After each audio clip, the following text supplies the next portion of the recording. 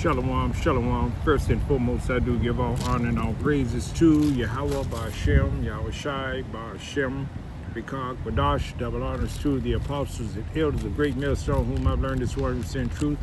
Salutations to the hopefully elect who are scattered in the four corners of the earth. Again, shalom, my brother Kapasha, coming to you once again with a brief lesson, Lord willing, it'll be edifying. I'm going to continue in the vein of fear, trust, mercy, faith. These are key points that Israel need to be really concerned with and really apply in our lives in these end times that we're living in. You know, we're seeing, we're looking at videos, brothers of GMS and the affiliate camps are putting in, putting up good videos, giving warning, edifying, the Akim, and the Akwak, reminding, of the times that are coming that's going to be so terrible. There's never been the like, you see?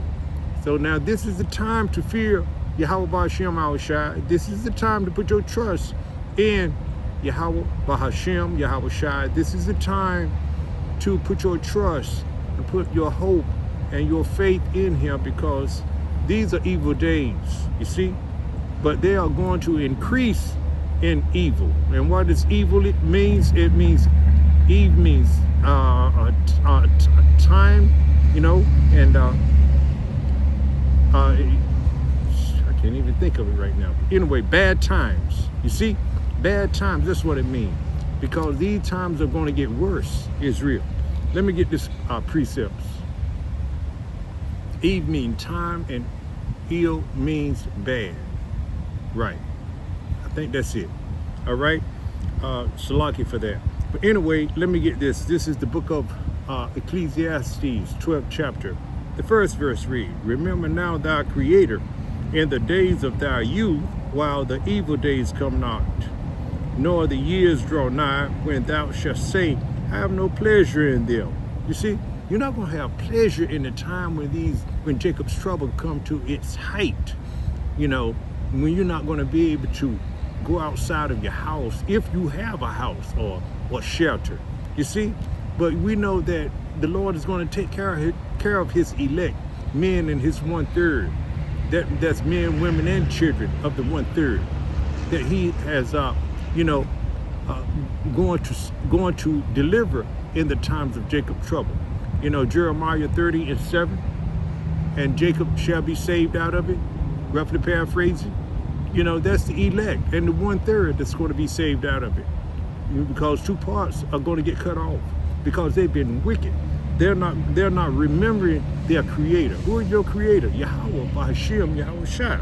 In the days of thy youth, while the evil days come not nigh, because there are going to be some evil days. Let me show you. Let me pull up some precepts on the evil days that's going to be coming. Where's my pocket? Let's go to some of them. We're going to get it. Let's go to these are the evil days that are coming, Israel. It says here, 2nd Ezra, the 15th chapter,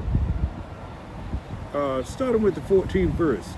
"Woe to the world and them that dwell therein, for the sword and their destruction draweth nigh, and one people shall stand up to fight against another, and swords in their hands." See, these are the things that's going to be taking place, in the evil days. You see, and the scripture says it in this precept, Ecclesiastes 12th chapter 1 says, remember now thy Creator. This is the time to remember your Creator now. Call on His name. Put your trust in Him. Turn away from this world and the material possessions that you may have attained or trying to attain.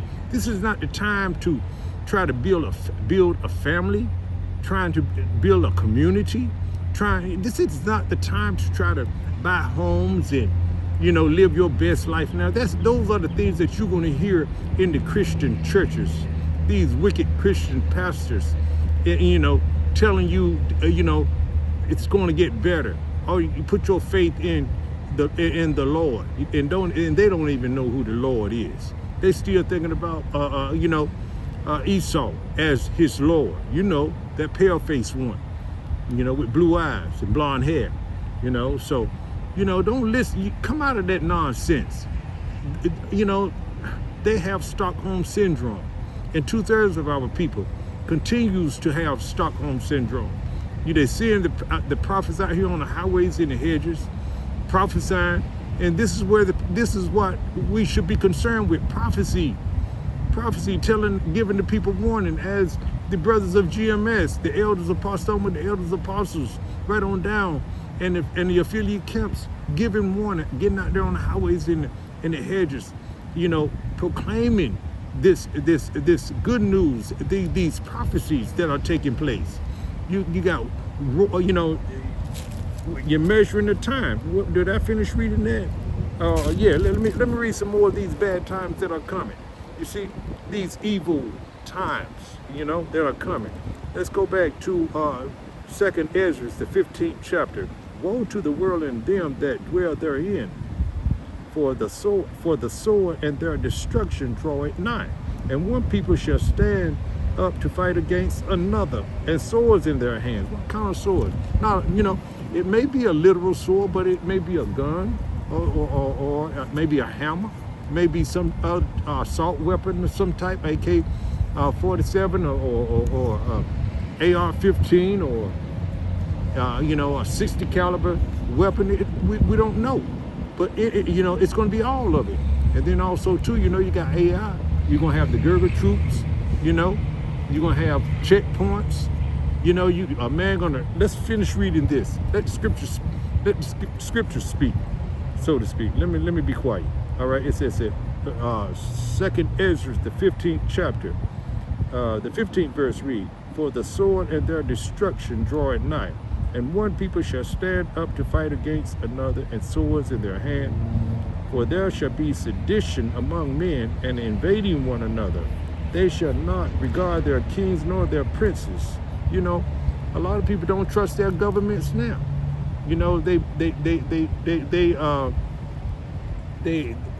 They write these unrighteous decrees.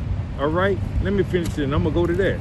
All right, it says, for there shall be sedition among men, and invading one another. They shall not regard their kings nor their princes, and the course of their actions shall stand in their own power, because they don't trust their government. They're not going to trust their government when their government say peace and safety, and because they know how their government lies and pull up false flags. People are seeing people are seeing the lies that their governments are telling them. Let's go to Isaiah. Where is it? Let's go to Isaiah. Let's see, 10. It says here, woe unto Isaiah 10:1. Woe unto them that decree unrighteous decrees, and that write grievousness which they have prescribed. See, you got our government. They writing unrighteous decrees. You see things like that. And our people are just not going to trust the government any longer. All right. So these are the things that we have to look out for. That's just how it is. All right. Woe unto them that decree unrighteous decrees, and that write grievousness which they have prescribed, to turn aside the needy from judgment, from justice. You see?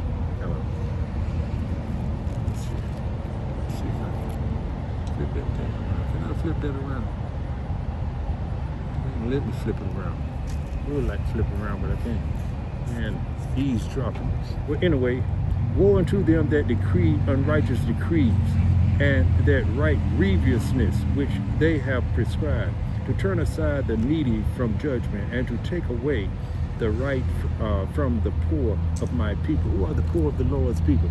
You Israelites, you so-called Negroes, Latinos, Native American Indians, you are the poor of the Lord's people. You see? That widows may be their prey. We are their prey, and that they may rob the fatherless. You see? That's what, they're coming for us, Israel. Yeah, the deportation is going on right now, but they're going to eventually come for, the Negroes, you see? The Southern Kingdom as well. It's not only going to be the Northern Kingdom that's going to be deported. They're coming as a burning great wrath, you see? Let me get that.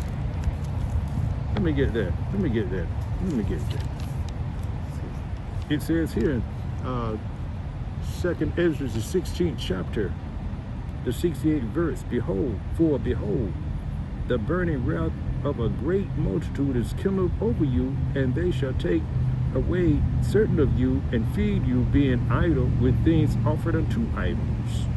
And they that consent unto them shall be had in derision, and in reproach, and be trodden under foot. For there shall be in every place and in the next cities a great insurrection upon those that fear the Lord. And that's the elect men. But the Lord got us. They may plot this, they may plan this, but why do the heathen rage? You see, the Lord just gonna laugh at their plans that they have planned for themselves. The Lord will take care of that. You see.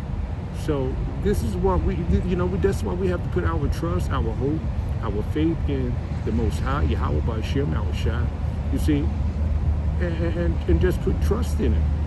Trust the Lord. Put your faith in it, you see. That's what we do, Israel. So with that, I hope you are edified to some degree. Lord willing, you are edified. I'm going to end it right there. All right, so. But before I end, I must give all honor and all praises to Yahweh B'Shem, Yahweh Shai B'Shem, Rekad Modash, double honors to the apostles and elders of Great Millstone, whom I've learned this one, sent true salutations to the hopefully elect who are scattered in the four corners of the earth. Again, shalom.